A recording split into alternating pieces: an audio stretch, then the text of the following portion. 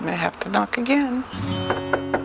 It sometimes takes her a little longer depending on what stage she's at with Gladys. She might be in the middle of changing her or something. Gladys was one of my first students when I first came to the classroom. Mande? She's 21. Good morning, baby. And she celebrated a quinceañera, and as a gift, I had the dress made for her. I got attached to Gladys because Gladys had my birthday, and I took that as a sign. Mickey Mouse. It did something for me to see her go from not responding, which she wasn't. She wasn't sitting upright by herself anymore. And look at her now. Guess what?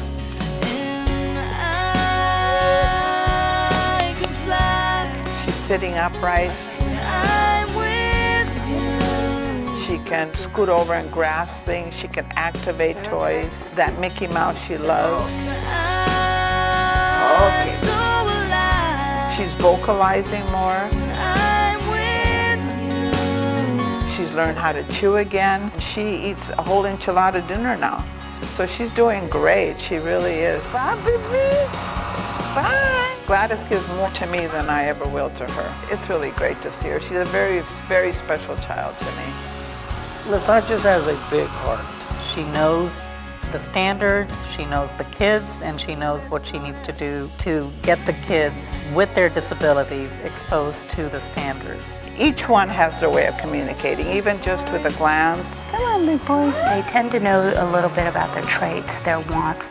You know, they pick up on that really easily. She's there with 2 assistants, and also the nurse is there. Si no eres un equipo, o sea, no vas a poder seguir adelante. The 3-person team is just something to watch, day in and day out. Every day you have to be prepared, not only physically, but emotionally. The other thing that I think is just remarkable about this school is a very involved principal that I think does not distinguish between kids with and without disabilities. When Ms. Sanchez says, Mr. Castillo, I have an idea for the MI class. I know that she's looking to better the program. Most recently, it was a fish tank. And I said, okay, tell me how would it benefit the children? And sure enough, they are trying to track the fish.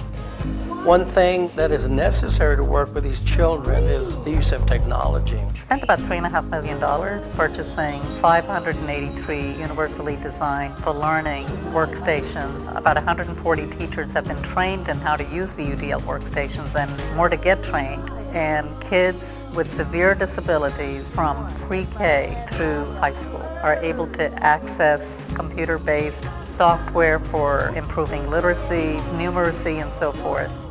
We are working to ensure that kids with disabilities have access to the general education curriculum, that they learn all the skills that they need to be ready for college, for careers, and ready to live independently when they leave us.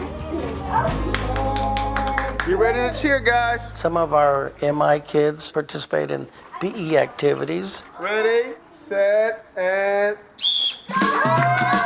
The regular ed kids, they love working with these kids. You see even the reaction from the special needs kids and the regular kids that sometimes there is no boundaries. They're just happy to be socializing together. For that instance, you feel like your kid's normal. For just a while, nobody knows what that feeling is like. Give me a smile and let it go. Let your heart go. It takes everything from me just so that my child feels just that normalcy with regular kids, just even if it's just for 5 minutes. Everything's all right now. Yay! She did it! When children without disabilities grow up with children with disabilities, there's the greater social consciousness for shared responsibility for everyone. People tend to take care of each other better. Kids tend to grow up with more compassion and sensitivity. It's what you want society to be, and they need to start that way.